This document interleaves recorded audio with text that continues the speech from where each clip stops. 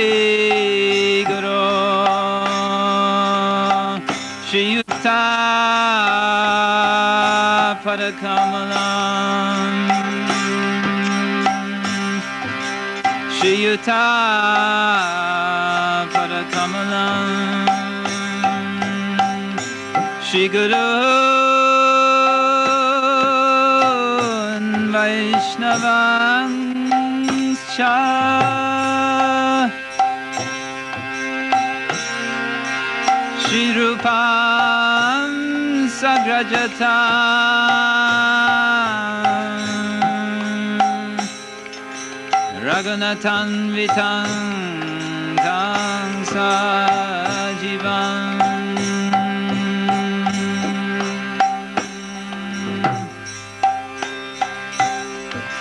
Sadvaitam Savadutam Parijana Sahitam Krishna Chaitanya Deva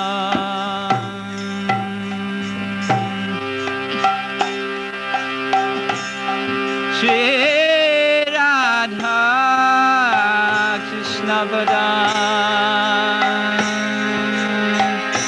Sahagana Lalita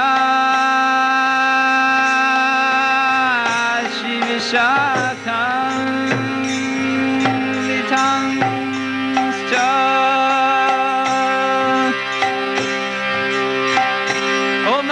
Timirandasya Gyananjana Shalakaya Chakshuran Militam Yena Tasmai Shri Gurave Namaha Shri Chaitanya Namo Vishtam Ishtapitam Yena Bhutale Swayam Rupa Kadamaya Dati Svavadantika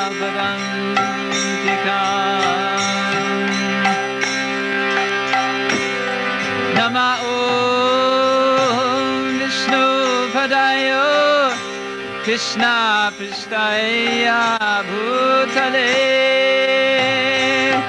Shrimate Bhakti Vedanta Shamini Namini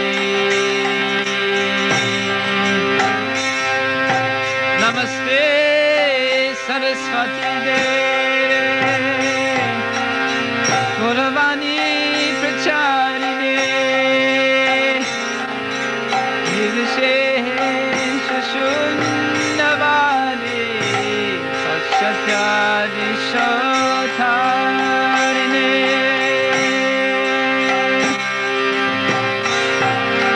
Nama Om Vishnu Padaya Krishna Prishtaya Bhutale Shrimati Bhakti Siddhanta Saraswati Namine Shiva Shabanavi Devi Daitaya Kripavdai Krishna Sambandha Vijnana Daine Prabhave Namaha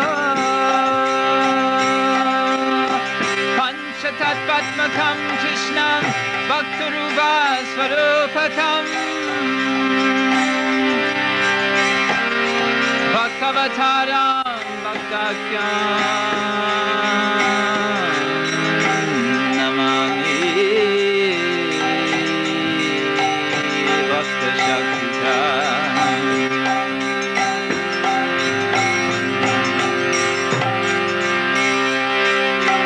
Hey Krishna Karuna Sindhu Dinabandhu Jagatpate Gopesha Gopika Kanta Radha Kanta Namostute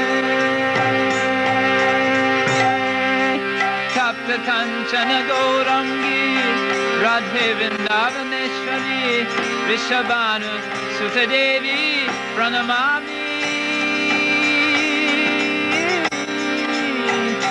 Hari Priye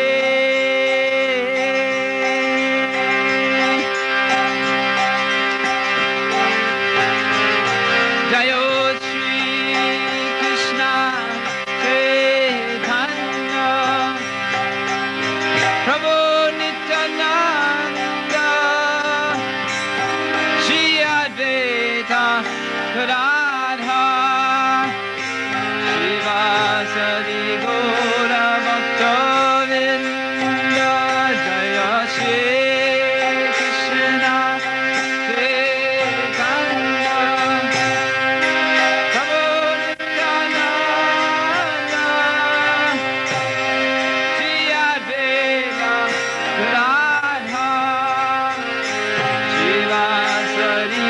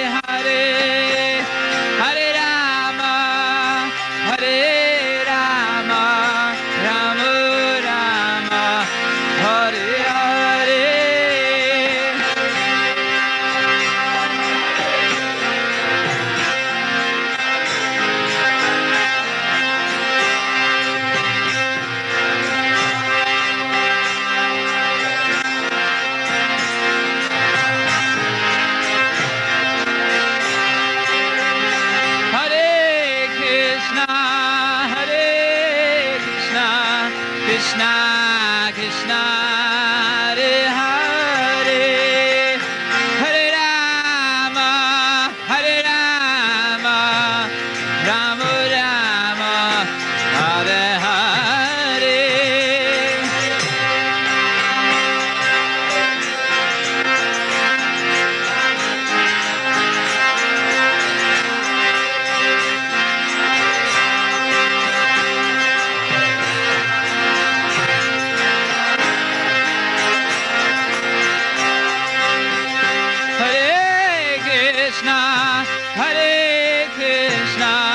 Krishna Krishna Hare Hare Hare Rama Hare Rama Rama Rama Hare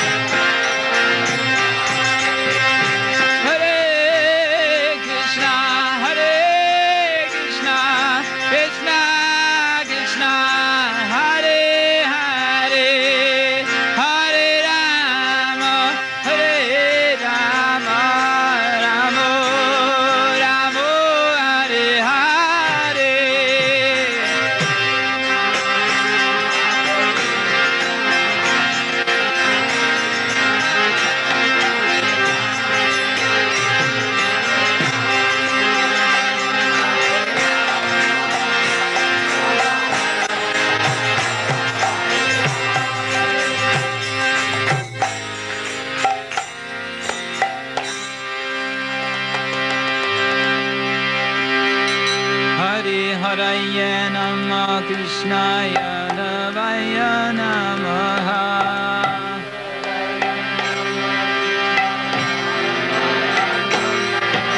Hare Haraya Namah Krishnaya Devaya Namaha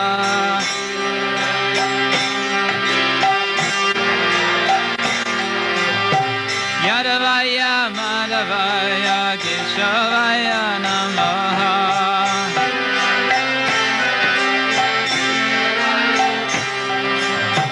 Yadavaya Madhavaya Keshavaya Namaha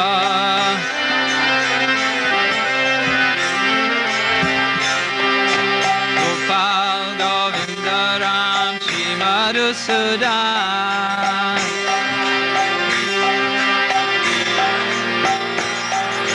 Gopal Govinda Ram Shri Madhusudan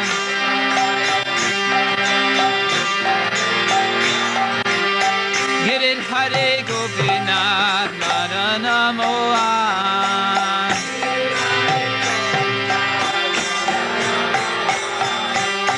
Girit Hare Gopinath Madana Mohan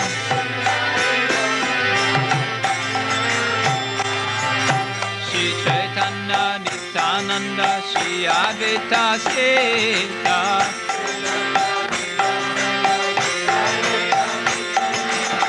Chaitanya Nityananda Shri Advaita Sita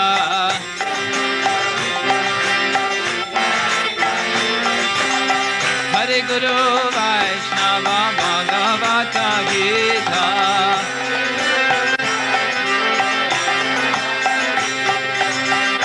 Hare Guru Vaishnava Bhagavata Gita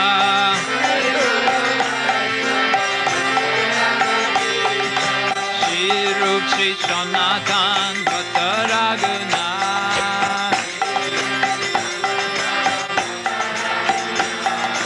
Shri Rup Shri Sanatan Bhatta Raghunath Shri Sanatan Bhatta Raghunath Shri Chaitanya Nityananda Shri Advaita Sita Shri Chaitanya Chaitanya Nityananda Shri Advaita Sita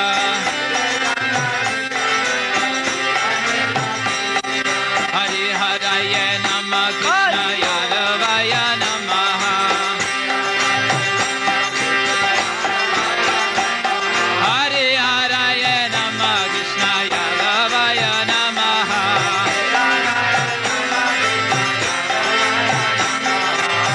Hare Hare Namah Krishna Yadavaya Namaha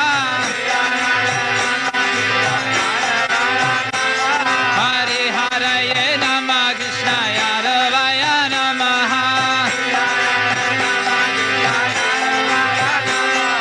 Jaya Sachinandana Gaura Hare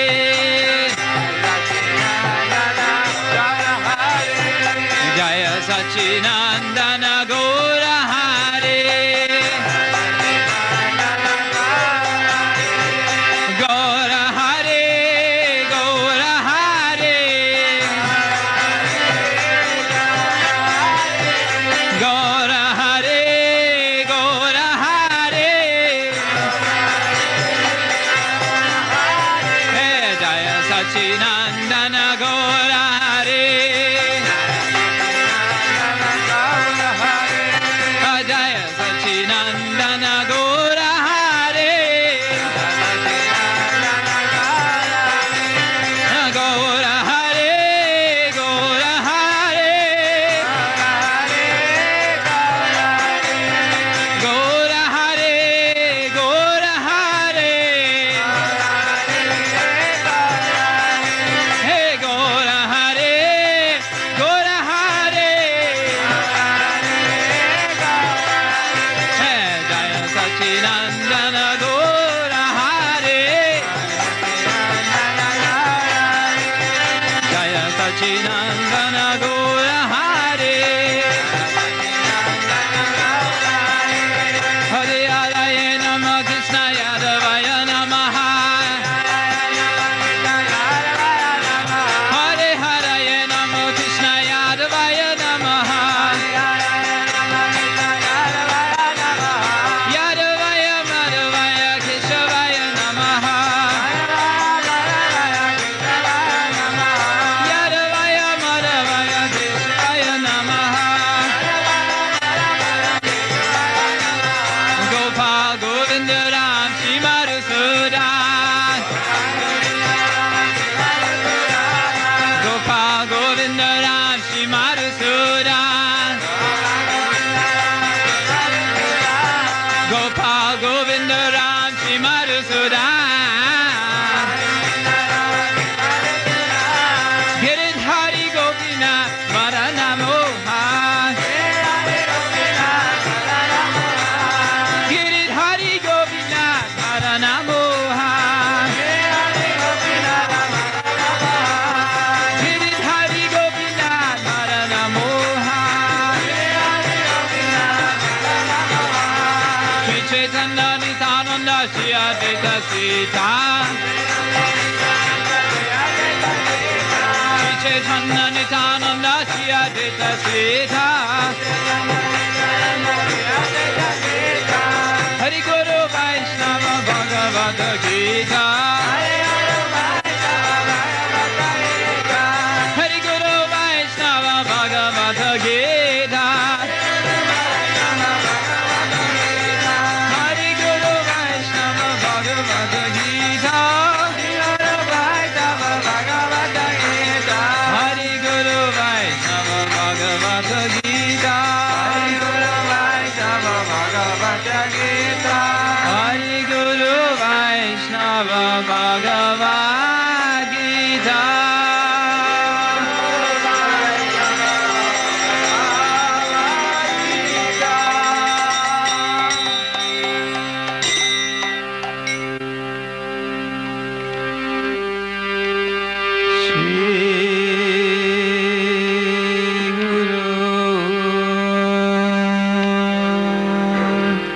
Charana Padma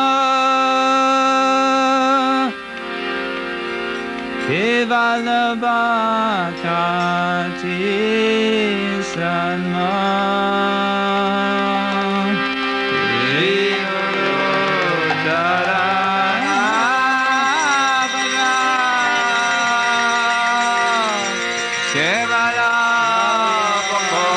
Kevalabhakati Sanma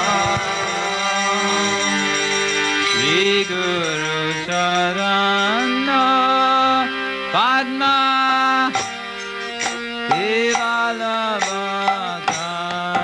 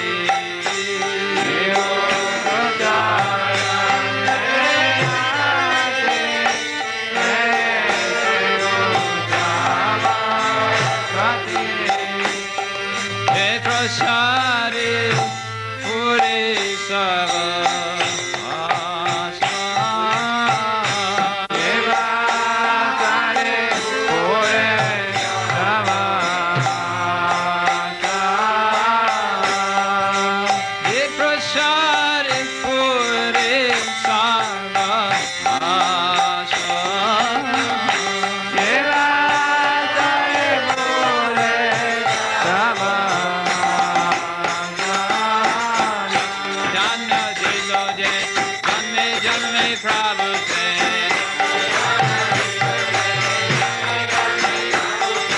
Makudan diloye, janme janme Prabhu se.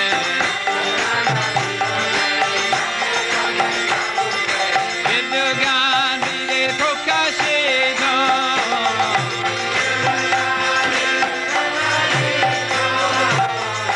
Vidyogan vide prokashito.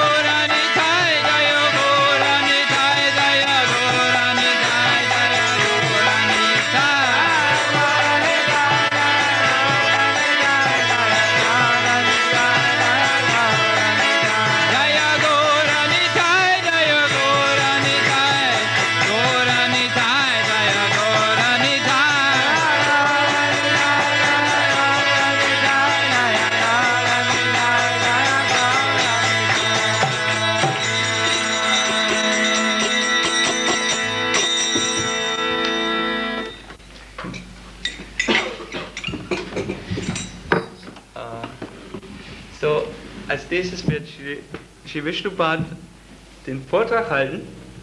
Das muss ich aber kurz noch eine kleine technische Verstrickung mit euch machen.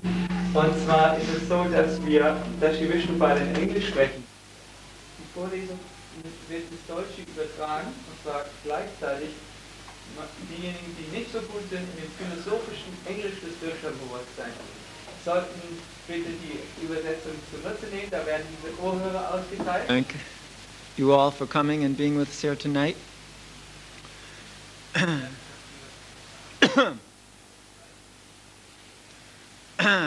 This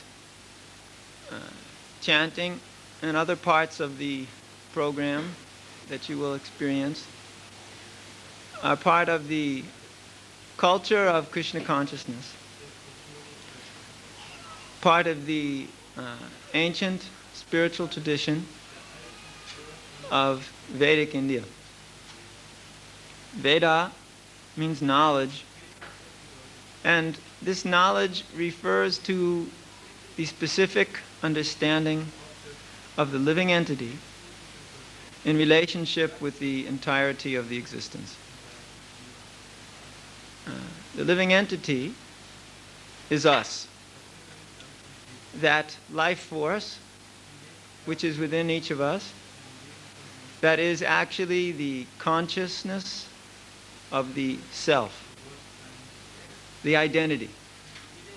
It is us. However, it is not that us which we may be commonly accustomed to knowing. For instance, when we look in a mirror, we see what we commonly call us. But factually, we are not really seeing ourselves. We are simply seeing the body within which we live. We are living in this body in the same way as we are presently now staying within this room. We enter into this room, we stay for some time, and then we go out of this room again. Or a better example is the car. We enter into the car, it is dead without us. Then we turn the key and go here and there. So the living entity who enters the car is more important than the car. After all, cars, you can always get a new one if it breaks or grows old.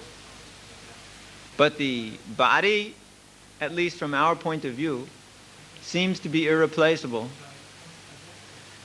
This is an example to show a similar situation, that the soul, the spiritual living entity, the life force, us, the consciousness, enters into a body and uses it for some time, and then at the end discards that body and moves on to another body.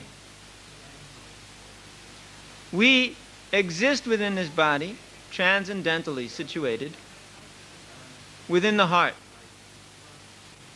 We don't mean, of course, that you are stuck within the heart. Just like if you take one heart out and put a new one in, when you wake up from your operation, you're still the same person, except now with another spare part. So the living entity, he is transcendental to the material body. Bodies come and bodies go.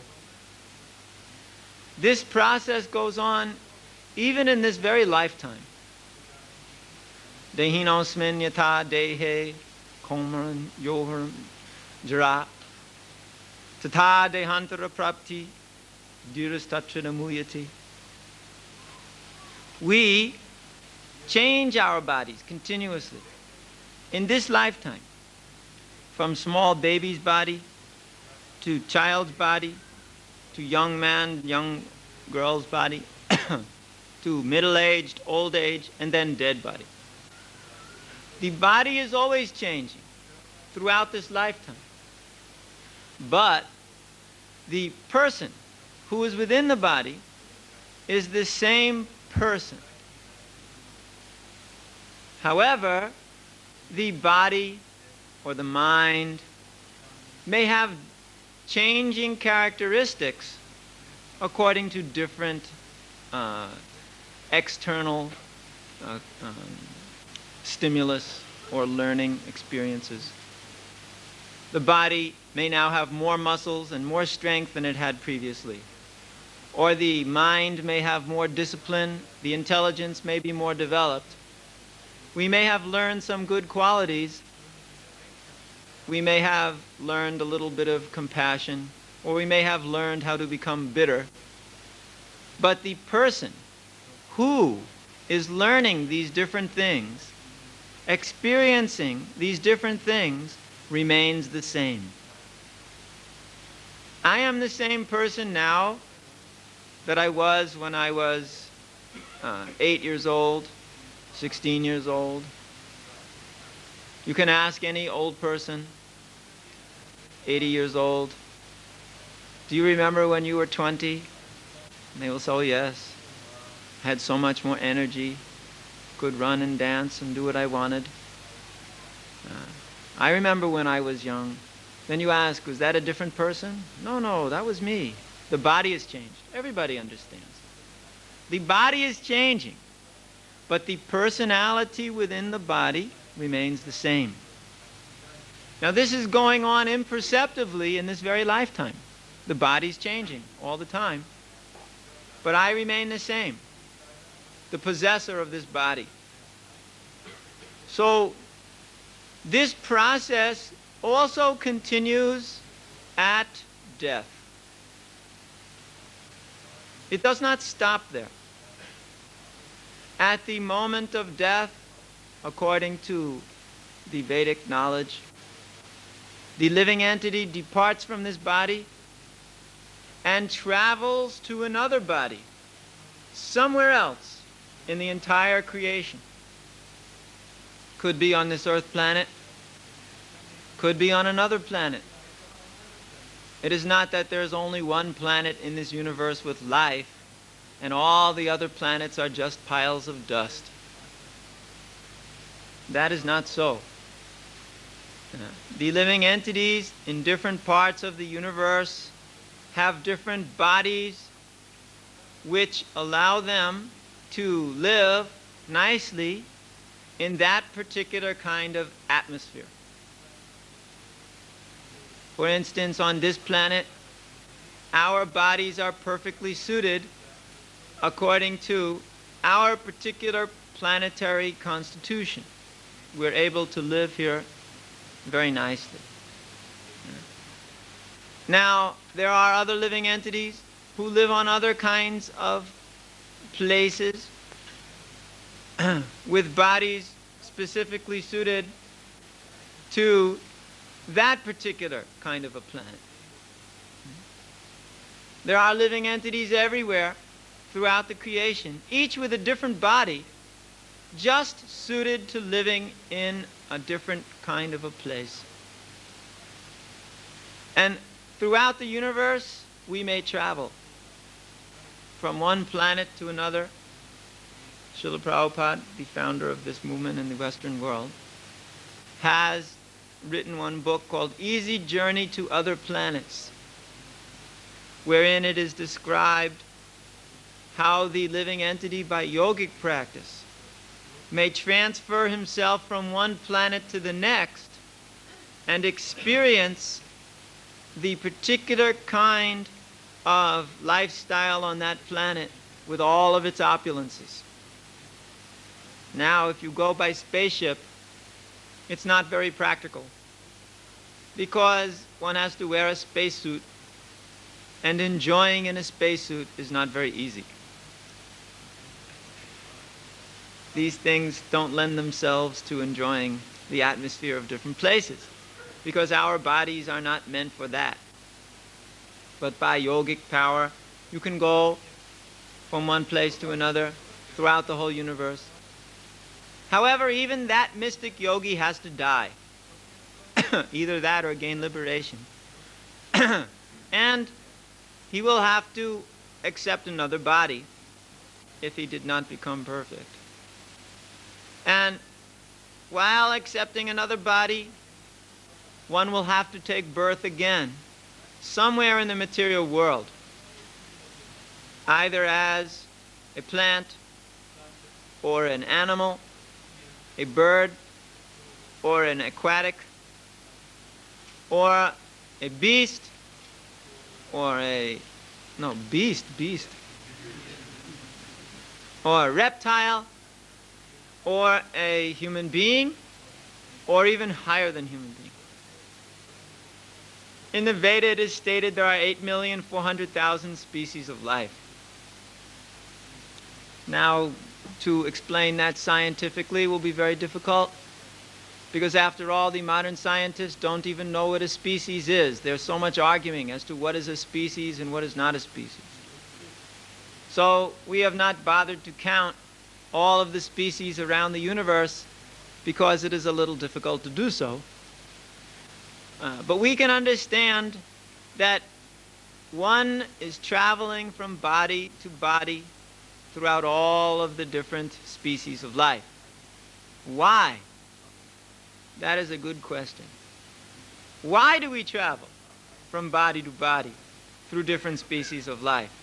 Why do we travel from one planet to another, and even one universe to another? You know, there are many universes also, and we may travel from one to another. Just like nowadays the modern theory is that all of the universes are in bubbles. These different galaxies are different universes that are in bubbles, floating in some cosmic soup. We've been saying that for thousands of years. Somebody at MIT got one of Srila Prabhupada's books and just looked at the picture on the cover and said, aha, that's it. The universes are in bubbles. Yes, no shock to us. All of the different universes are floating in bubbles on what is called the causal ocean, a ground body of liquid which separates the material and spiritual universes. And all of the material universes are clustered together like bubbles on one side of that ocean. And we, the living entities, may transfer ourselves from one universe to the next, or one planet to the next, one species of life to the next, or we may even transfer as differing members of the same family. By karma, anything is possible. Today you can be the husband of your wife. Next lifetime you can be the wife of your husband. You can just switch positions. The wife becomes the husband, then next lifetime the husband becomes the wife. By karma, being so attached, the consciousness interlinked, they don't want to separate. Even death comes, next lifetime they take birth again in such a way they get married again. By karma, we were made for each other.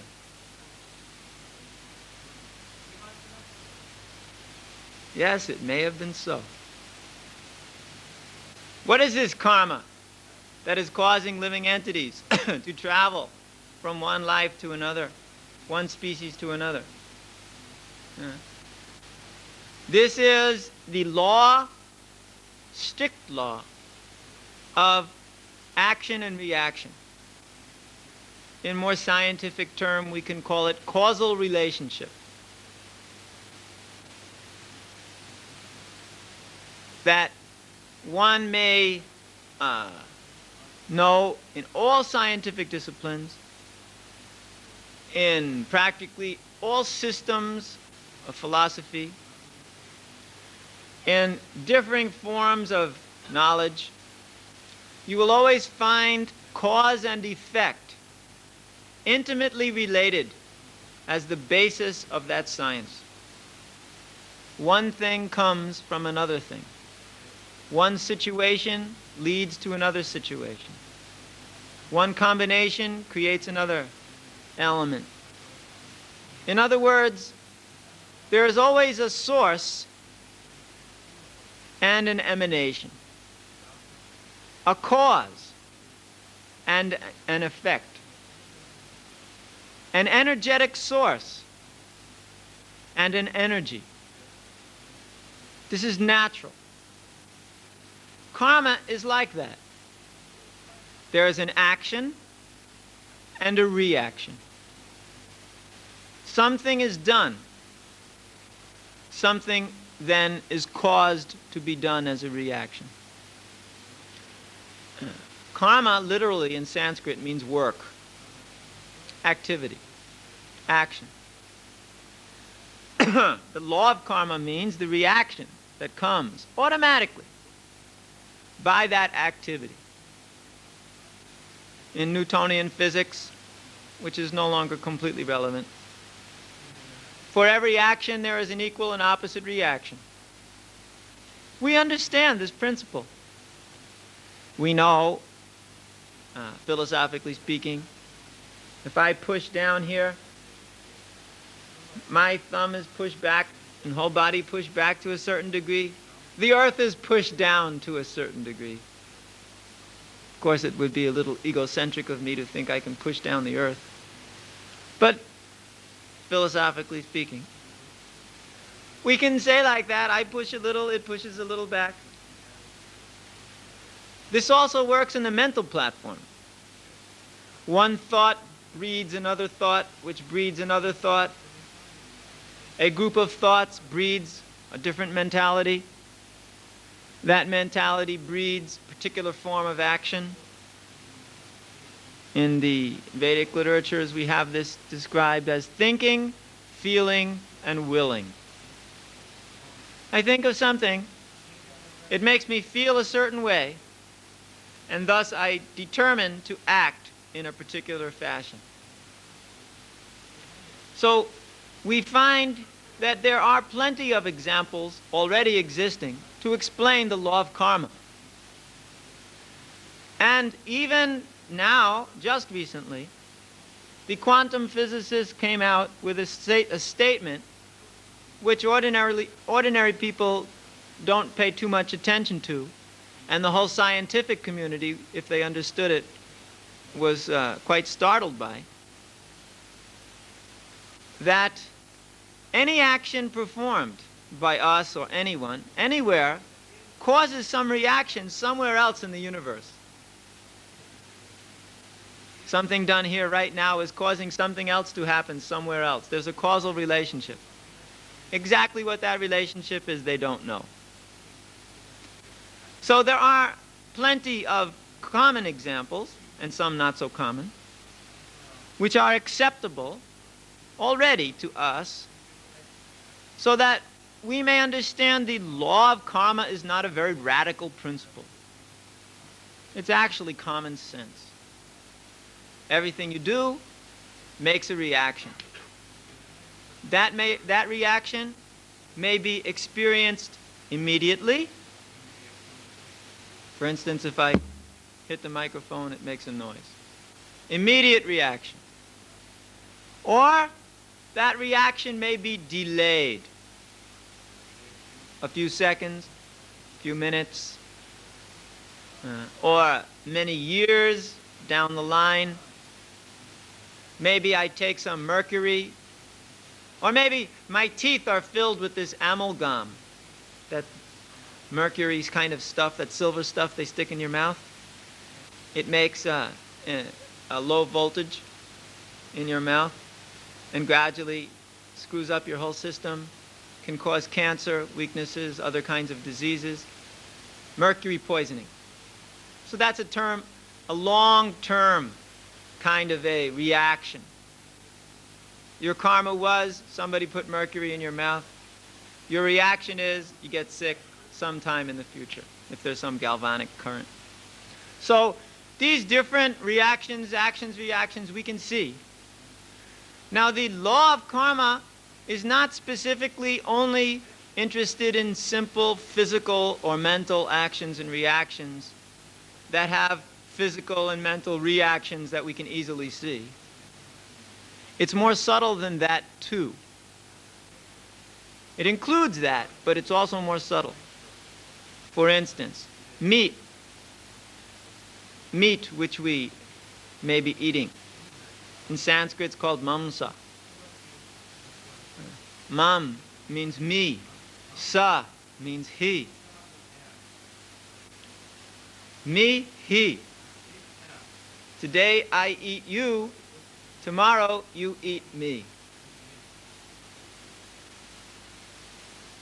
Well, that's more than a joke.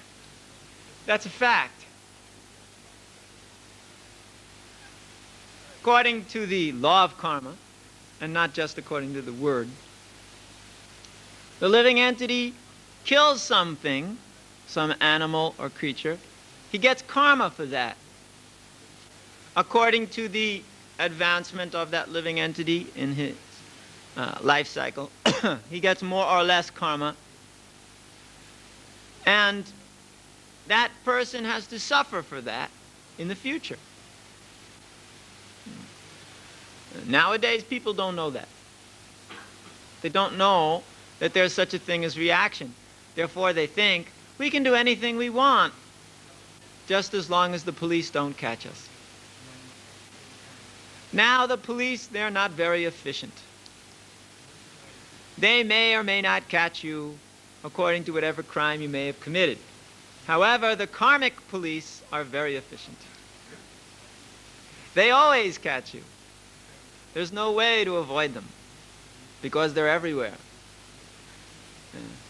The karmic police means the material nature, specifically the super soul, a form of the Supreme called Param Atma, situated in everyone's heart, who just takes note.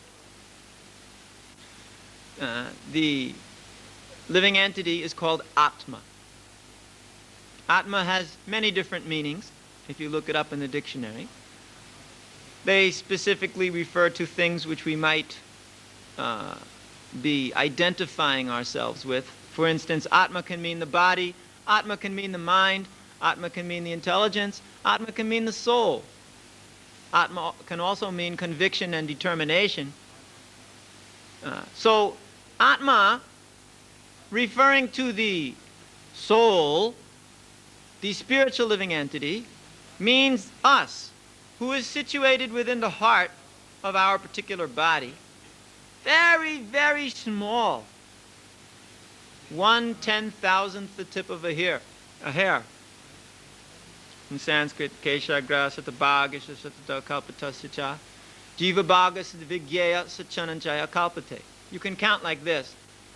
If you take one hair and split it into 100 parts, and take one of those 100 parts, tiny little piece, and split that into 100 parts, that 1/10,000th the tip of a hair is more or less an estimation of about the size of the spirit soul, the Atma. Now, it is transcendental. You cannot fix it to some material estimated size. But the point is, it is very, very, very small. Atomic, Anu, Paramanu, very tiny. Extremely small, the living entity. Yet, that spiritual spark is so powerful, it can power the body of a big well. It can also fit into the body of the smallest microbe, like the E. coli bacteria, teensy tiny little fellow. The spirit soul goes in there too and fits right in. There's also in Sanskrit, not Sanskrit, the Vedic histories, one fish called the Timingila fish. Big fish, bigger than aircraft carriers. Actually, Thor Heyerdahl, when he was on the Kon-Tiki expedition, was picked up by a fish that he never saw. He said it was bigger than aircraft carriers. Picked up his raft. Luckily, he was a peaceful fellow. Put the raft back down again. Then he went back down into the sea. In the Veda, it is described these fish live in the middle of the deepest ocean. You're not going to find them unless one day they smash your submarine. And then it's too late anyway. And they even swallow whales with one gulp.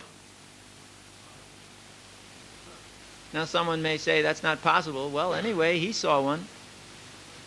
I'll tell you something even more impossible. Just so that you don't think that impossible things don't happen. There are at least 5 different reports by astronomers. We follow the astronomy business because of certain necessities in the Vedic cosmology. So they report in one Royal Astronomer magazine, which is basically the standard for astronomers throughout the world. It's printed in Great Britain. 5 different occasions, somebody reported seeing a big bird sitting on the moon. Sometimes the bird got up and flew away. Sometimes the bird had a baby bird with it. They said the wingspan was about 150 miles across. They said it couldn't have been before the clouds because the clouds, when passing by, covered the bird. They were scratching their heads. They said they must be crazy. But anyway, they saw it, so they reported it to the magazine. And the magazine, thinking it was something else than birds, because it couldn't have been birds, reported it dutifully that they saw birds on the moon. In the Vedic literatures, you find there are birds called Shana eagles, which fly from planet to planet. Impossible, you say. I agree, it's completely impossible. But then again, what was sitting on the moon? It looked like a bird. In fact, it got up and flew away, too. So in the Veda, you'll find information about things which are impossible, because they're beyond our experience. Many things are beyond our experience. That doesn't mean they don't exist. For instance, it's beyond our experience what's behind that wall, because we haven't looked in there. And you shouldn't look in there either, because it's a mess. But presently, it is beyond our experience as to what is behind that wall. Why? Because our eyes are limited senses. We can't see.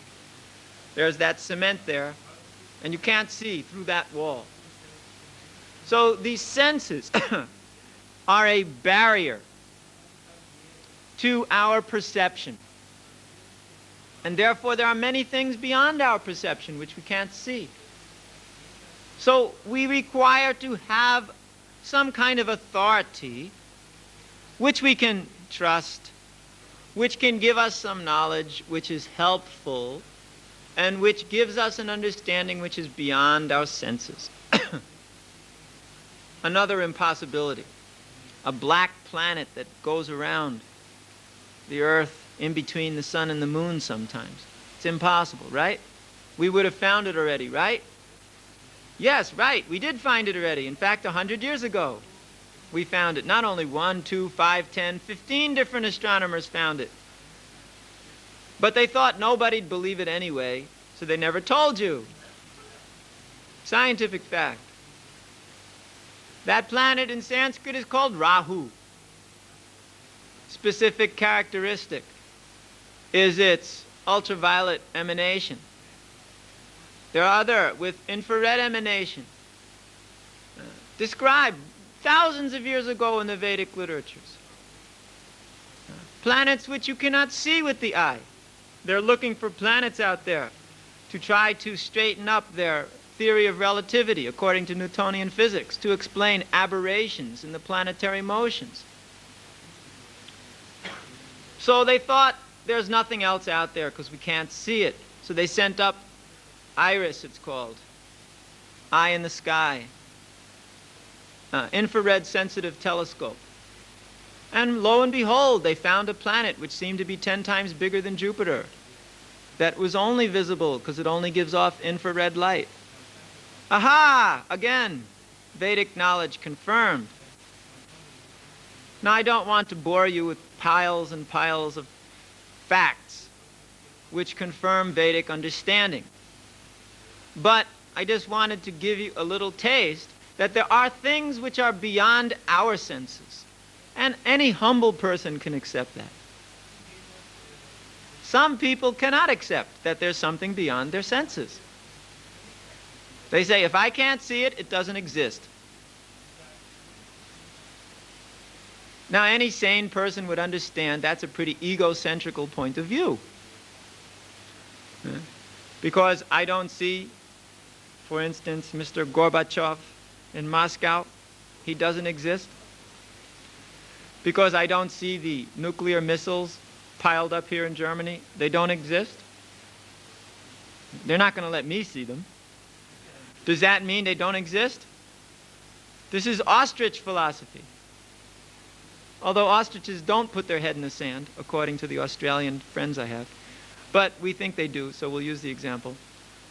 Put your head in the sand and forget about everything. Rabbit philosophy. I don't see anything, therefore my enemy can't see me. The wolf coming, rabbit just goes, I'm not here. The wolf says, there you are. So we should be open-minded enough to understand there are plenty of things we don't know about. And one of the most serious ignorances which we all live with every day is the fact we don't know who we are. The worst ignorance of all. We may be ignorant of some scientific knowledge, that's okay. The world will go on without science, probably better. Because science is very helpful for helping us destroy everything. It was by scientific advancement they made all these bombs in the first place. 40% of every physicist and scientist in America works on making better bombs. Science, although it makes nice medicines to make us healthy, also makes all these nice chemicals which the factories use to destroy the world. So it's kind of a contradiction. So whether or not one knows science or not, it's not really important. He'll probably be better off. Whether or not one knows the science of cosmology or not, doesn't matter so much as understanding the science of the self. That counts the most. Because one who doesn't know who he is insane. A madman is one who does not know who he is. If you ask a madman, who are you? He'll come up with some insane answer, or doesn't know at all. He'll have to think about it for a while. If you ask a schizophrenic, sometimes they have 22 different personalities. Who are you? They'll ask, what day of the week is it? Then they'll have a different identity. So the living entity, his first responsibility is to understand who he is. And that is the first question that is asked. Who am I? Sanatana Goswami, one great devotee of Lord Chaitanya, he first asked, Ke ami? Who am I? In the Vedanta Sutra, the summary of the Veda in code form, Atato Brahma Jigyasa. Ata. Now. Right now, each and every one of us are in the human form of life. And it's rare, believe me. There are so many other forms of life. How many human beings? 4.5 billion? You think that's a lot? Let's compare that to how many blades of grass there are, how many trees there are, how many flies there are, how many mosquitoes there are, how many other kinds of bugs there are, how many fishes there are, how many microbes there are. Look in a little drop of water under a microscope and compare that to how many human beings there are. You'll find we are very small in number. The human form is rare. By the law of karma, we travel from body to body, life after life. as we act, we create good and bad reactions in the future. Karmana daivana chaina dantur deho papotaye. Right now, we are producing our new body. As we are acting, good and bad reactions are accumulating according to how we act. And at the end of this lifetime, whenever it may be, the good and bad reactions are taken into account, sum totaled, a saldo made, and then you get a new body just according to your karma. This is all tallied up by the accountant in the heart, the supersoul, who simply watches everything, sanctions it, to make sure you're not doing something to someone else which is against his karma. Keeping track of the whole thing. Very complicated to keep track of all the living entities' karmas. And one changes his body after this lifetime's finished, take a new body. But only in the human form of life do we have the opportunity to become self-realized. Therefore, ata, now. Not tomorrow, next week, next year.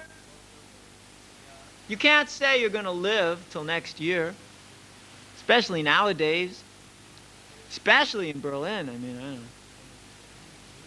Or in Germany in general, the battlefield. We're all very painfully aware, in the subconscious perhaps, that any minute, goodbye. You can't say, yes, we're going to live for 2 years, 5 years, 10 years. You can't give a guarantee, I'm going to live so long. Anyway, even they don't blow you up. You can die of cancer, heart attacks. No problem nowadays to die. Actually, there's never a problem to die. Death rate is still 100%, as far as I know. 100% people born are going to die. And you can't say when. No one can guarantee I'm going to live another 50 years. I'm going to live another 20 years. Therefore, the Veda says, don't waste your time. Now, ata. Ato, therefore, because you've gone through so many different species of life, you've gone through so many different forms of life, and you've come to the point of even hearing this verse from the Vedanta Sutra, therefore, Brahma Jigyasa, become curious, inquire, ask questions like, who am I? Try and understand what is Brahman. Brahma refers to the spiritual energy. The spiritual energy. This is also Brahma, this world, but it is called Saguna Brahma. The material energy. It is a transformation of the spiritual energy, transformed by ignorance. We are all in ignorance. We are in ignorance of what we are. We are in ignorance of what we are part of. We do not understand our relationship to the absolute truth. We are a relative truth which has lost its connection to the absolute. That is called ignorance. When the connection is reestablished, that is called knowledge. This philosophy, which is succinctly, clearly stated in Bhagavad Gita, is giving us the chance to link up with the absolute truth. That's called yoga. Yoga is not meant for simply having good blood circulation. Yoga is not meant for making more healthier sex life. Yoga is not meant for losing weight. Yoga is meant to reestablish the connection with the Supreme. And, by the way, you can become healthy and get some good strength and lose a little weight, get some good circulation. By the way, it's not the purpose of yoga. No, yoga system is meant to establish the relationship of the living entity, the spiritual soul, and the Supreme.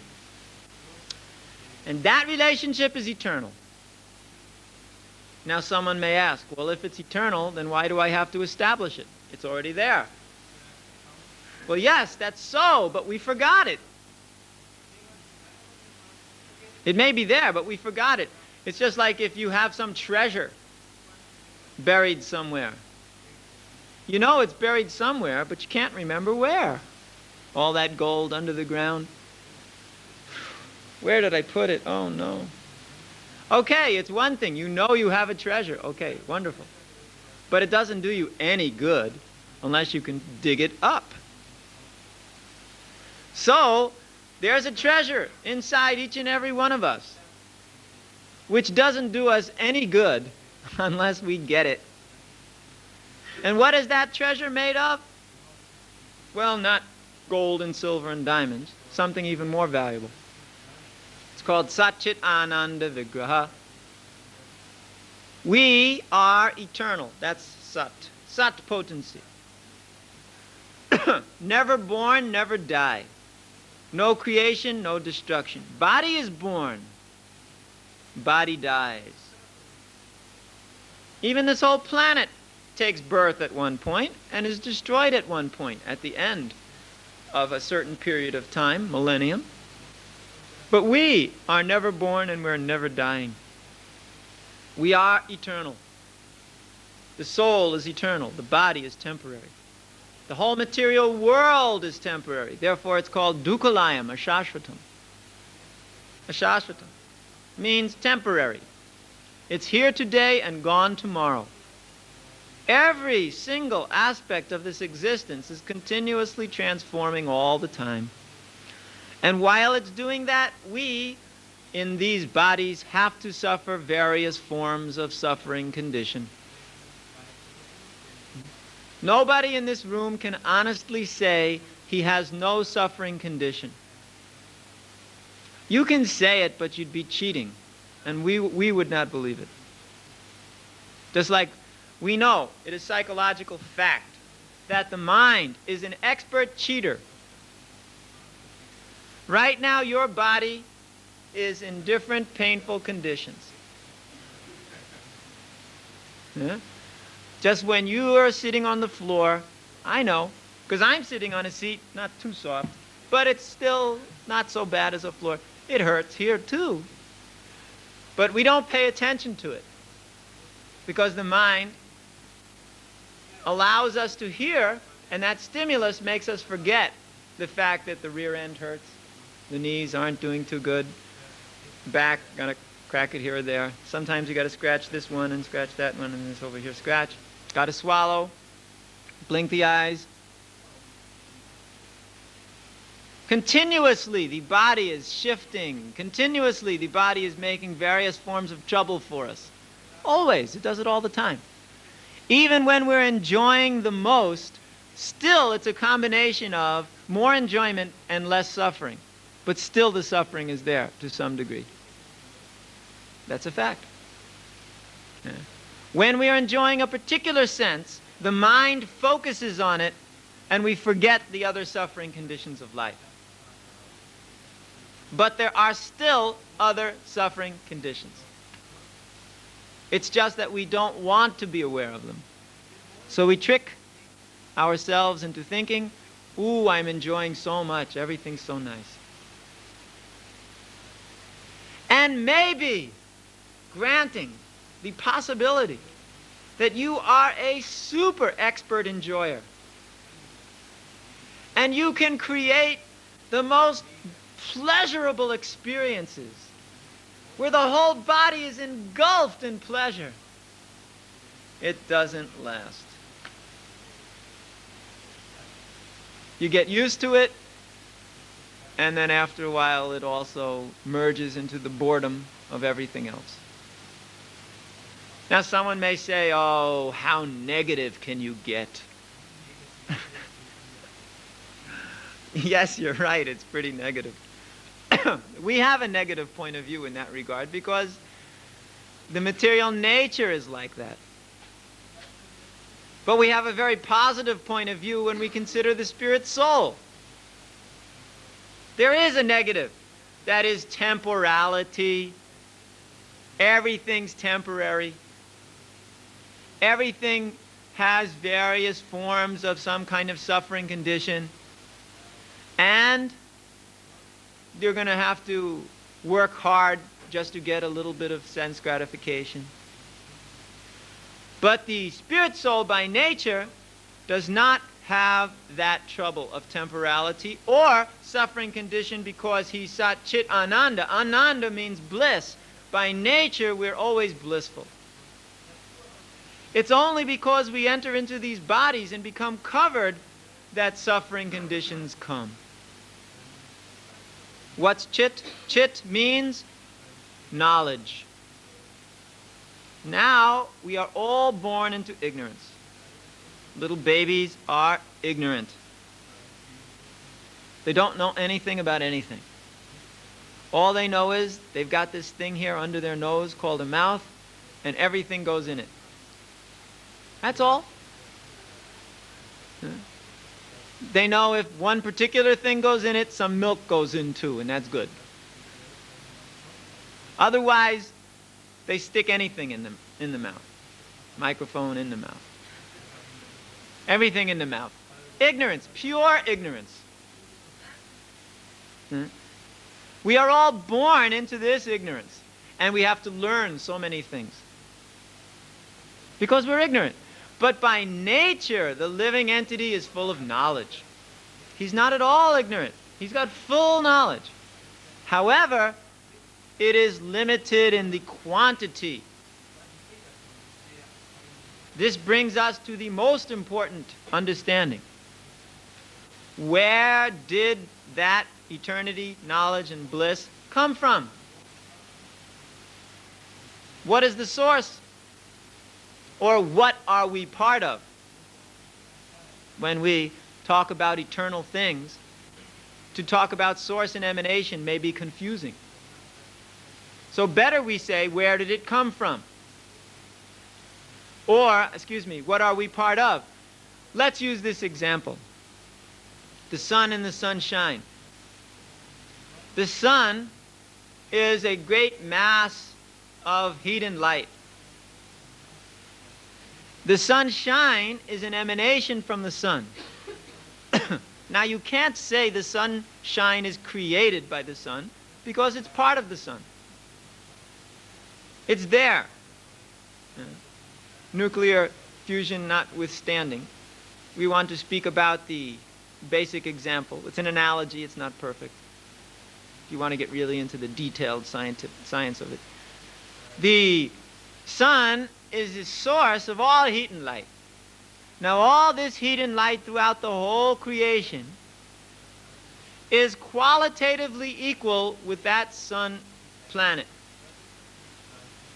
The little particle of sunshine, the photon, is heat and light.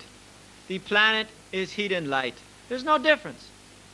Except the planet is huge and the little photon is teensy tiny tiny. Very small. So the similarity is there in quality only. Both are heat and light. But in quantity, one is enormous and one is very small. Therefore, the example is now given. The Supreme is like that great source of heat and light. He is the great source of all energy, Sat Chit Ananda. We, the living entities, are emanations from that Supreme, who are also Sat Chit Ananda, but very, very small. We are both eternal. That's the same. We are both full of knowledge. However, the Supreme has all knowledge. Vedaham samatitani vatmanani tavacharjuna bhavishami cha bhutani mam tu vedana kashtana. That's what the Supreme says about his knowledge. I know everything which happened in the past, which will happen in the future, and everything that's presently occurring. I also know all living entities. But me, no one knows. So the Supreme has all knowledge. But we only have a little bit of that complete knowledge. But it fills us completely. Generally, there's a glass of water sitting around, so I can use it for an example. Today, somehow, there's no glass of water. But just imagine we have here a glass of water. So this glass of water may be so big, filled with water completely. Now, it's full of water. Nothing else in there. No air, no Pepsi Cola, water. Now, we are full of knowledge, but one glassful. All knowledge is not ours, just like all water is not here in the glass. It's full of water, but it's not all the water. We are full of knowledge, but not all knowledge. Quite a lot. And in practically infinitely more than compared to what we presently have. But full, no ignorance. No part of the existence is full of ignorance. No. And full of bliss. Same exact example. Completely full with bliss. Nowhere any suffering. In the spiritual form, the knees don't hurt. The back doesn't hurt. These things don't hurt, don't give us problems. Now, that living entity is part of the Supreme. Qualitatively one, quantitatively different. Self-realization means to understand oneself and the Supreme simultaneously. Just like when the sun illuminates the darkness, you can see both yourself and the sun. Or if we turn the lights off in this room, it's all dark, you can't see anything. You can't even see yourself. When the light goes on, you see both yourself and the light. Similarly, real self-realization includes realization of the Supreme. You cannot have one without the other. Both must be there, because one illuminates the other. We, the living entity, when we actually understand our spiritual position, automatically realize the source of all existence, the absolute truth. He has a name, that is Krishna. That is why when we are chanting this Hare Krishna Maha Mantra, Hare Krishna, Krishna Krishna, Hare Hare, Hare Rama, Rama Rama, Hare Hare, we are not just doing some song. It is a transcendental sound vibration called mantra. Tra is related to this verb to release, to protect. Just like the word Kshatriya, the protectors of society. Sanskrit words, they are joined or produced from different roots, verbal roots. Mana refers to mind. It releases the mind from mental speculation, from the ignorance of this material world. We, the living entities, are captured by the material energy now, but when we take up the chanting of a mantra, it frees us from the contamination of the material energy. Some mantras are chanted in the mind. Some mantras are chanted out loud. In this particular age we live in, of all different mantras, there's one called the Maha Mantra. Maha means great. The great mantra for releasing oneself from the bondage of the material existence, this Hare Krishna Maha Mantra. Hare comes from Hara. Hara refers to the mother, the energy of Krishna. Krishna is the supreme energetic source. Hare refers to his energy. Rama refers to either, you can say, Lord Balaram or Ramachandra. These are incarnations of the Supreme Lord, expansions of the Lord. The powerful pleasure potencies. Rama means pleasure. One can find so many ways to make translations, but the point is you're dealing with the Supreme, his energy, his potencies, in one compact mantra. Hare Krishna, Krishna Krishna, Hare Hare, Hare Rama, Rama Rama, Hare Hare. The effect of this mantra is that by chanting the Hare Krishna Maha Mantra, one pulls away the contaminations of the material existence, wipes them out. In other words, the bhakti process does not mean you put in something from outside, or, as it has been stated by Srila Prabhupada, an artificial imposition on the mind. You take something external and you put it on the mind artificially. No, it is a revelation of what's already existing within. There's a big difference. When you have something already and you just remember it, you recover it, you uncover it,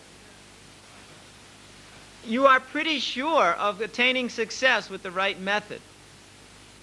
But if you have to put something new in, you get in all kinds of troubles. Body may reject it. Mind may reject it. You may not find the right place. It may screw you up completely.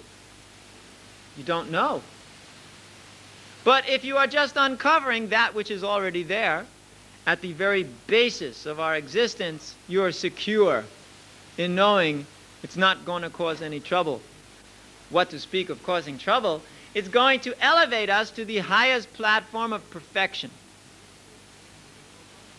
Therefore, this chanting of the Hare Krishna mantra is no ordinary activity. It's mantra meditation, sometimes called mantra yoga.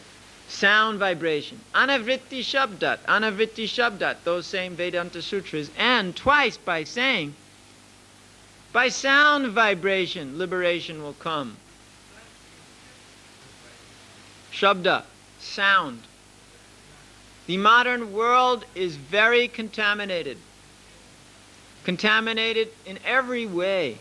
It requires an extraordinarily powerful process to overcome the contaminations of this material existence. Therefore, this process of yoga is established for that purpose only.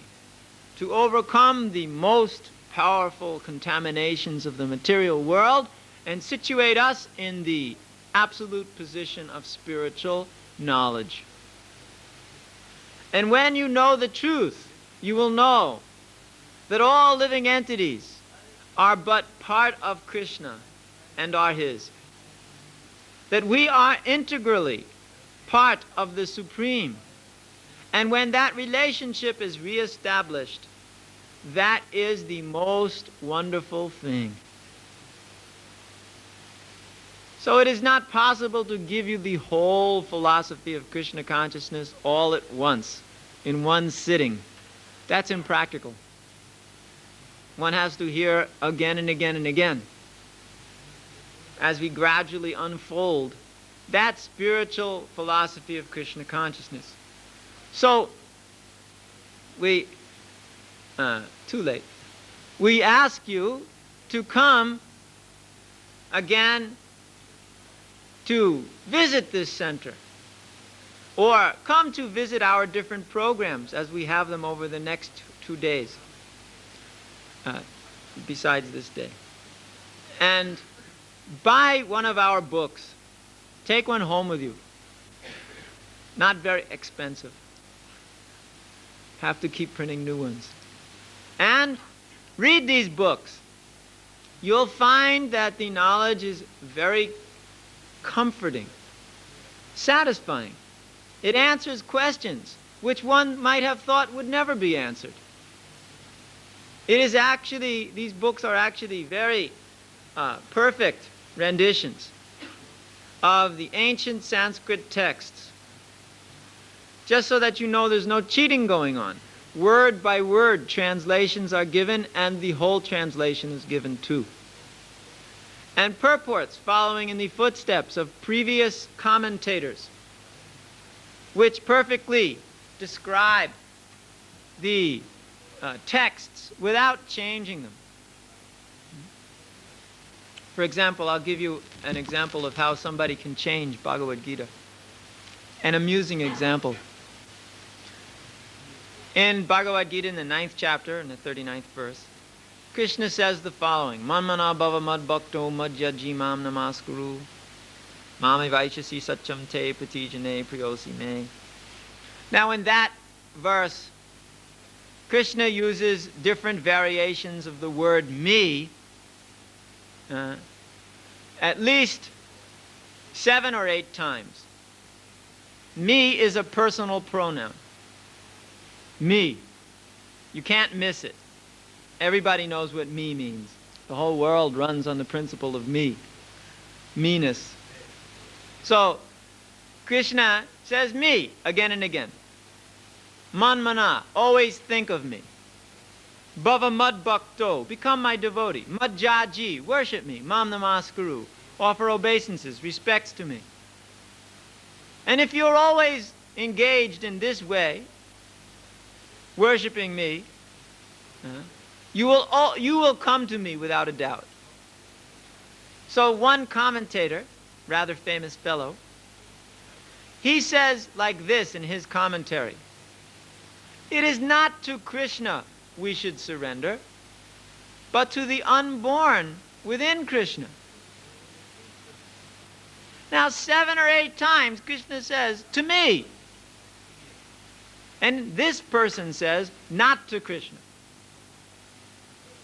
So this is an example of twisting a meaning out of the texts by commentary. You take a very straightforward thing and you twist it. Yeah? This is called mental speculation. By mental gymnastics, one can change so many things as he likes. Yeah? This is also going on in one school of philosophy. They are expert at taking these roots of words in Sanskrit and cracking the syllables in such a way that they change the meaning of the words. In English, there's an example we can give you. I don't know any example in German, because I don't know German that well. But in English, here's an example. I hope it makes sense in translation. The boy, the teacher said, is a fool. Okay? The boy, the teacher said, is a fool. Now we take one comma, one little comma, and we move it. The boy said, the teacher is a fool. Just the opposite. The boy said the teacher is a fool. That means the boy's a fool. The boy said, pull a comma, the teacher is a fool. Exact same words, totally different meaning. By grammatical adjustment, you can change completely the meaning of phrases in Sanskrit language.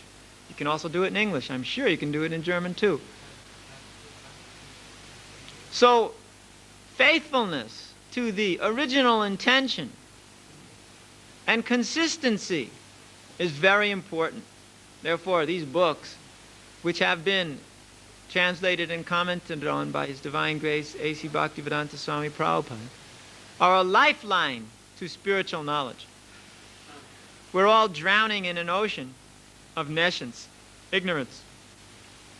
And these literatures are a lifeline, a life preserver for us to grab onto, to get out of this material existence.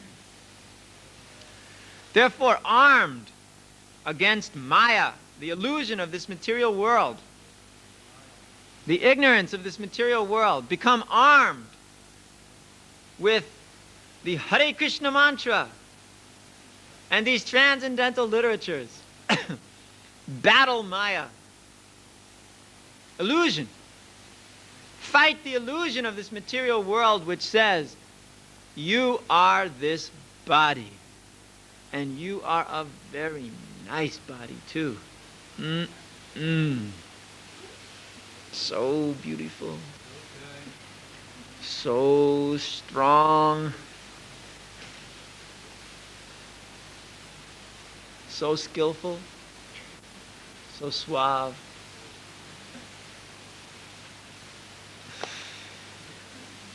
You don't know suave? When one is very, very elegant in his way of doing things. Huh?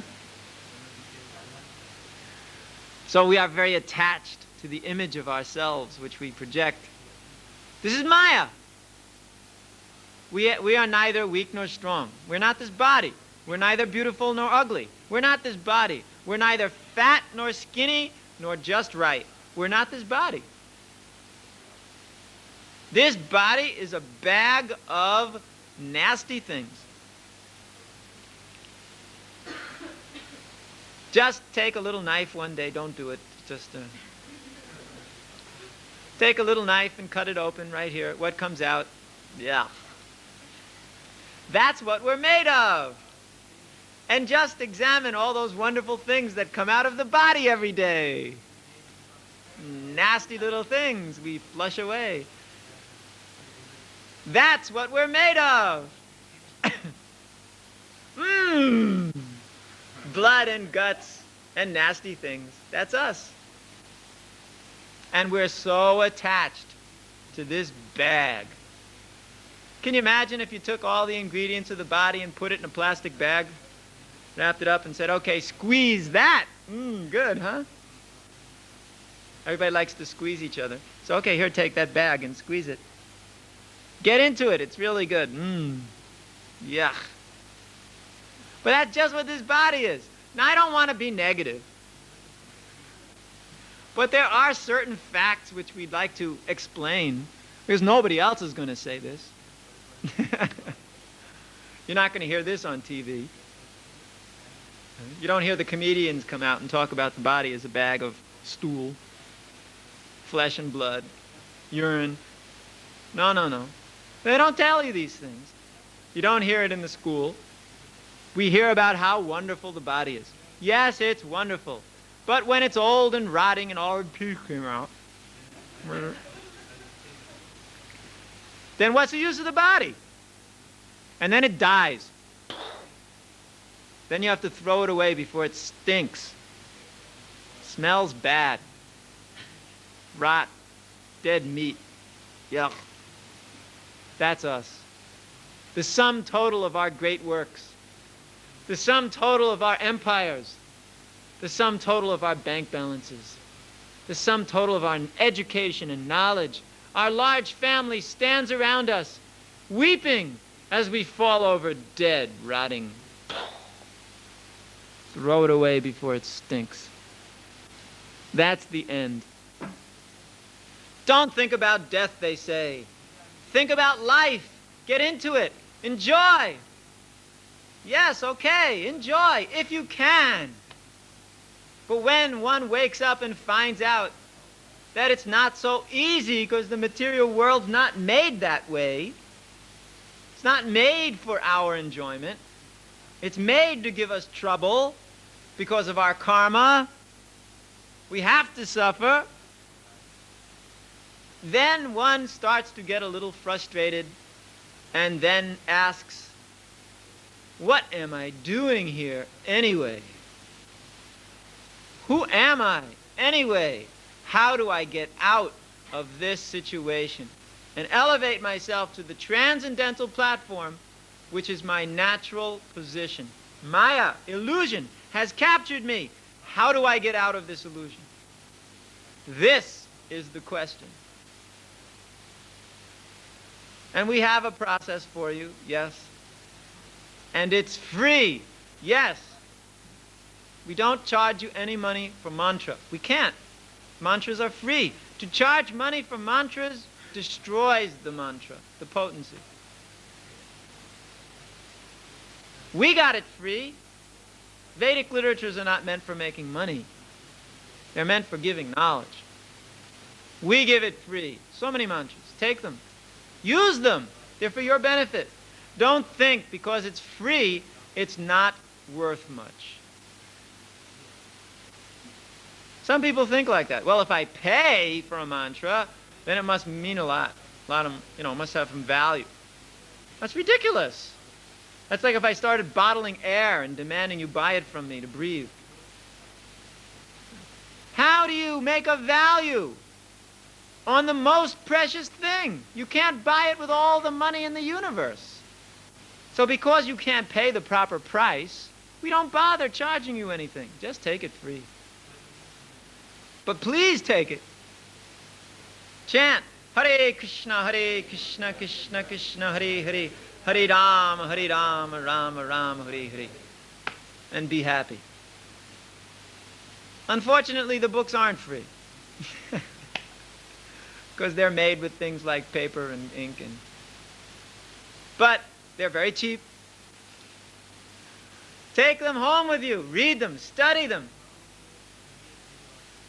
To whatever degree you want. You want to do a lot of studying? Do a lot of studying. Come here. Study with others. Hear classes, Bhagavad Gita, Srimad Bhagavatam. But you can chant anywhere at any time. Even when you're walking down the street, you can chant Hare Krishna mantra. We do it all the time. When you're sitting in the train, the bus, or when you're just sitting at home, you want to meditate, want to get out of the humdrum of the material world, chant. Definitely you will experience the spiritual platform very quickly if you chant and hear sincerely. If you hear it, if you actually hear it, you will make advancement. Guaranteed. Guaranteed from the top.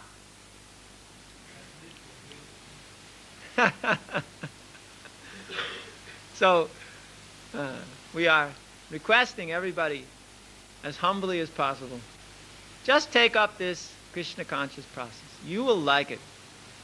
It will be beneficial for you. Maybe one doesn't want to take it up tomorrow, but just take something little tiny. Take again, take again. A taste will develop. Now the taste is not developed for spiritual life. Why? Because of diseased condition. Just like when you have jaundice. Anyone here who's ever had jaundice, he knows the experience. Sugar starts to taste worse than mud. I've also had the experience. I always heard about it, but I never believed it.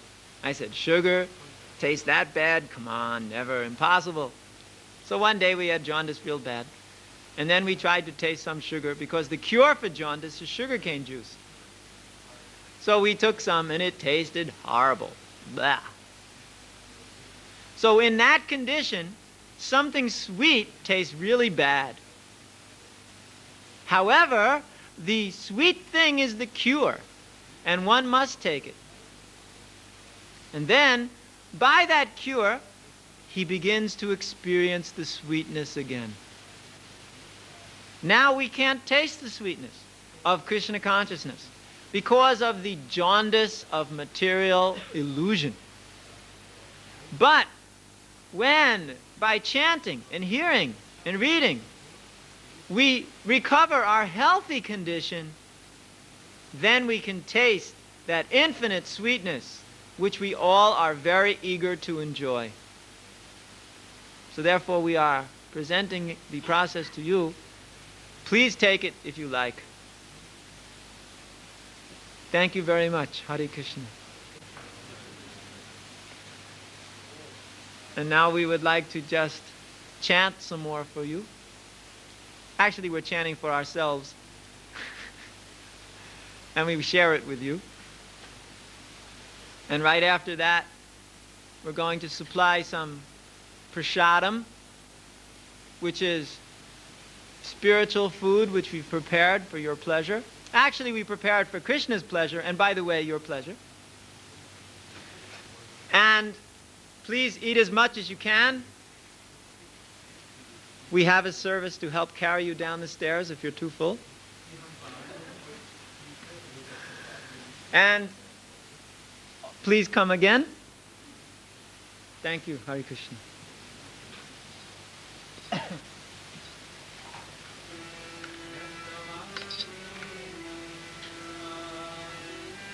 Rajabara Nagara Yasomati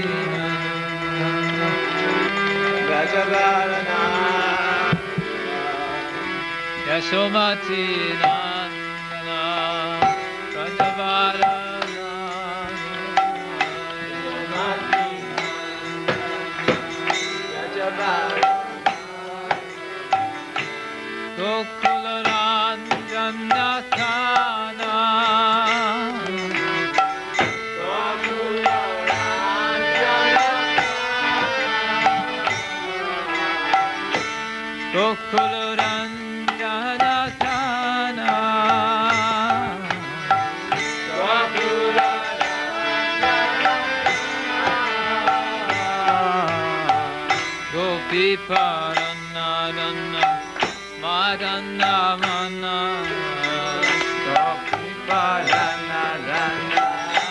Madana Manohara Gopi Parana Dana Madana Manohara Gopi Parana Dana Madana Manohara Kaliya Damana Vidana Kaliya Damana Vidana Kaliya Dhamana Vidana Kaliya Dhamana Vidana Amala Harinam Amiya Vilasa Amala Harinam Amiya Vilasa Amala Harinam Amiya Vilasa Amala Harina, Amiya Vinasa, Vitina Purandara, Navinana Karavana, Vivina Purandara, Navinana Karavana, Vivina Purandara, Navinana Karavana, Vivina Purandara, Mam Shivadana Suva Mam Shivadana Suva Mam Shivadana Suva Shivadana Suva Rajajana Palana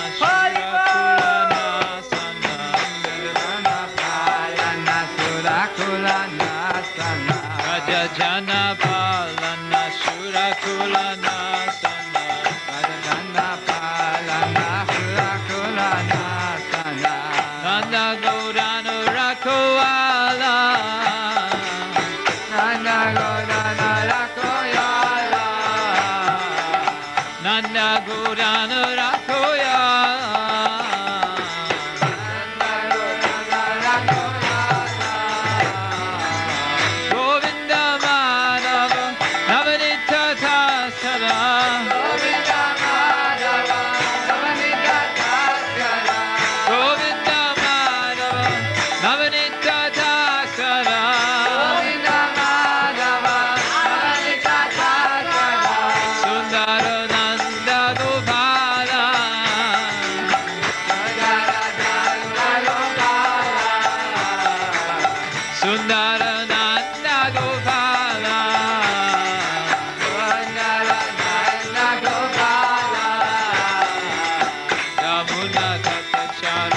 Gopi Vasana Hara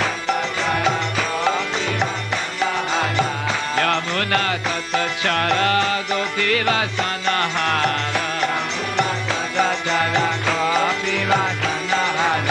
Rasa Rasika Kripa Maya Rasa Rasika Kripa Maya Rasa Rasika Kripa Maya Rasa Rasika Kripa Maya Shri Radha Vallabha Vrindavana Nathavara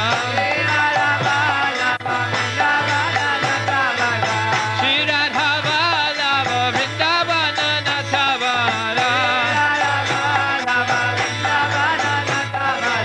Bhagavati Vinodasaya Bhagavati Vinodasaya Bhagavati Vinodasaya Bhagavati Vinodasaya Yes, so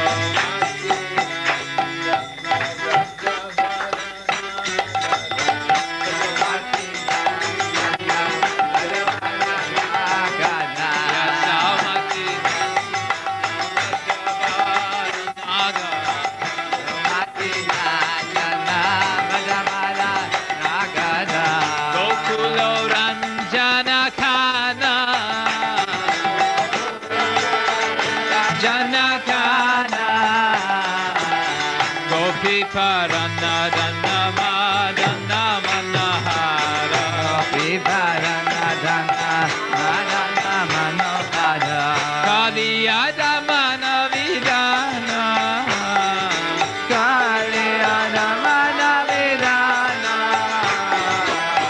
Amala harina Amiya vilasa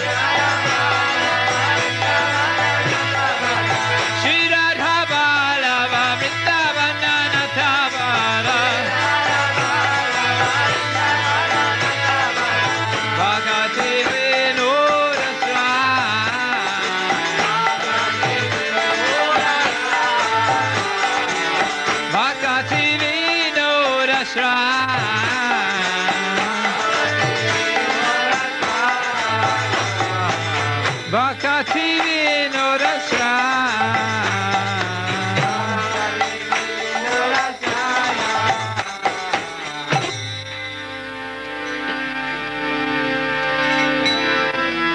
Om Namo Bhagavate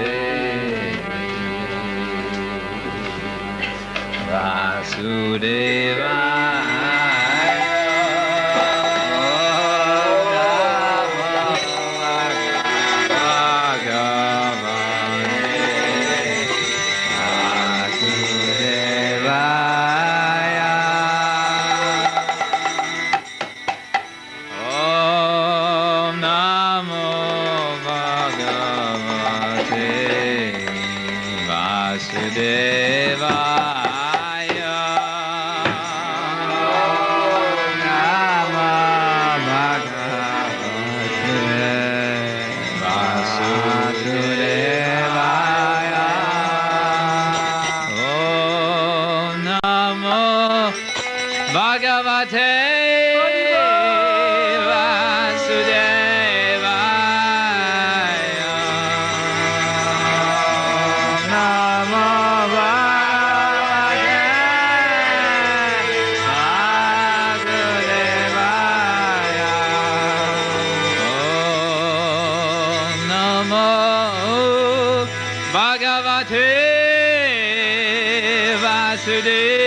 Vasudevaya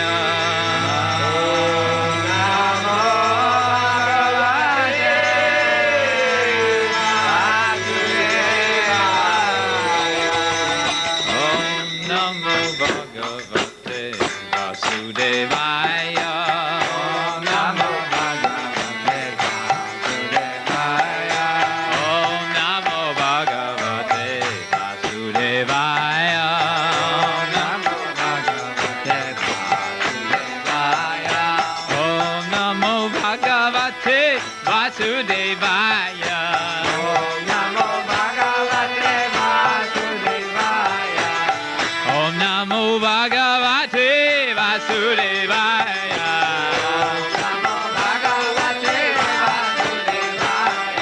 Om Namo Bhagavate Vasudevaya.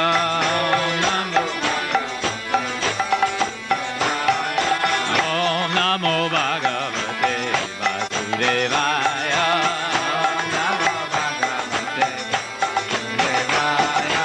Om Namo Bhagavate Vasudevaya.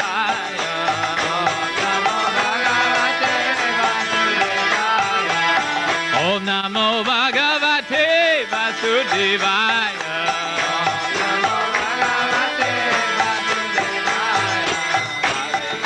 Hare Krishna, Krishna Krishna, Hare Hare, Hare Ram, Ram Ram, Hare Hare.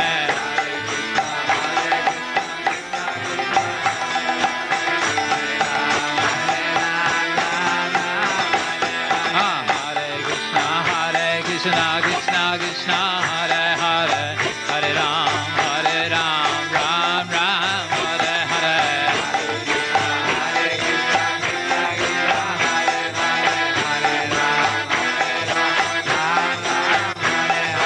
Hare Krishna, Krishna Krishna, Hare Hare, Hare Ram, Ram Ram, Hare Hare.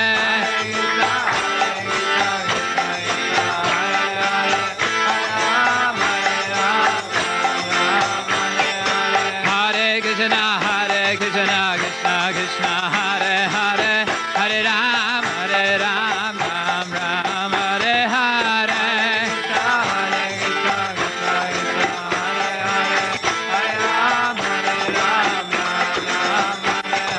Hare Krishna, Krishna Krishna, Hare Hare, Hare Ram, Ram Ram, Hare Hare. Hare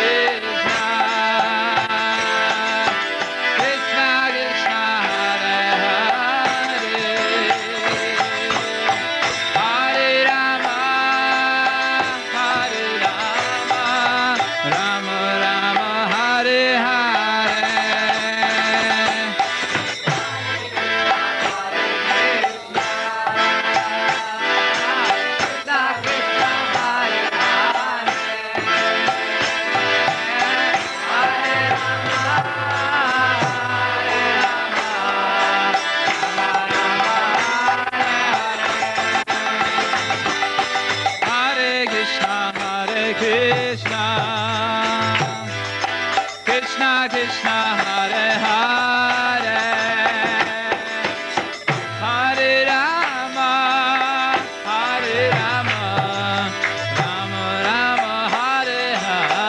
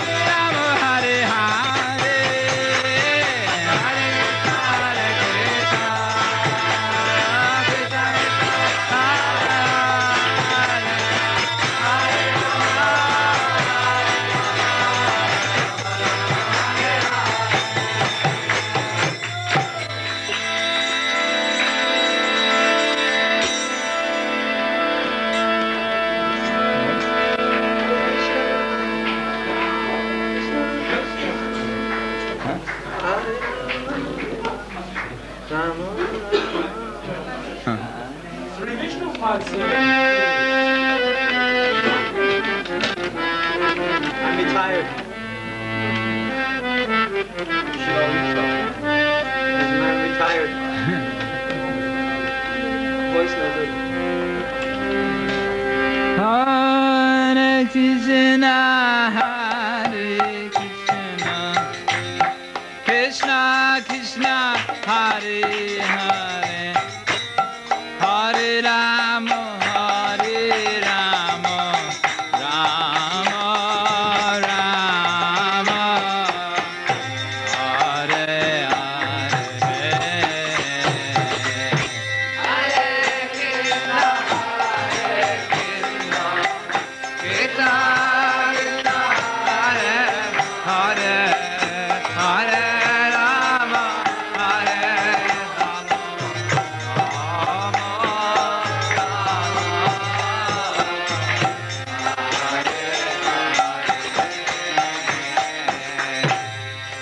Hare Krishna, Hare Krishna, Krishna Krishna, Hare Hare, Hare Rama, Hare Rama, Rama Rama,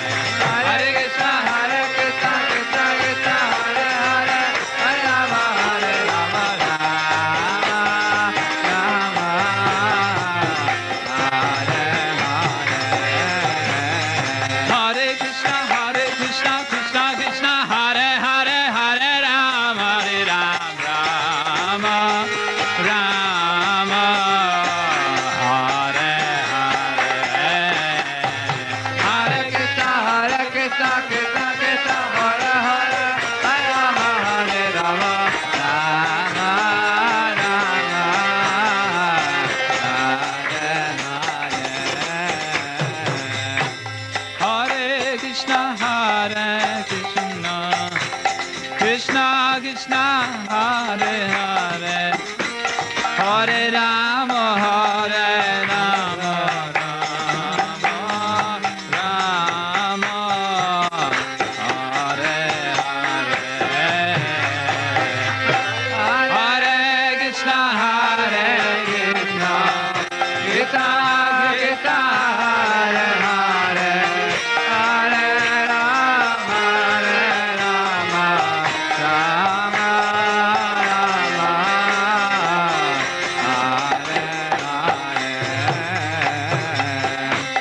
Hare Krishna, Hare Krishna Krishna Hare Hare Hare Rama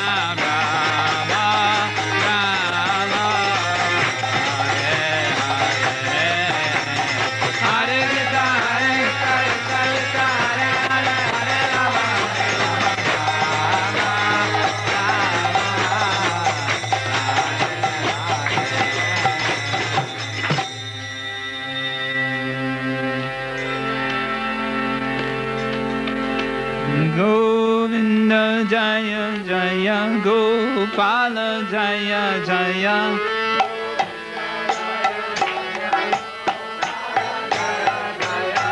Govinda Jaya Jaya Gopala Jaya Jaya. Govinda Jaya Jaya Gopala Jaya Jaya. Radha Ramana Hari Govinda Jaya Jaya. Radha Ramana Hari Govinda Jaya Jaya. Radha Ramana Hari Govinda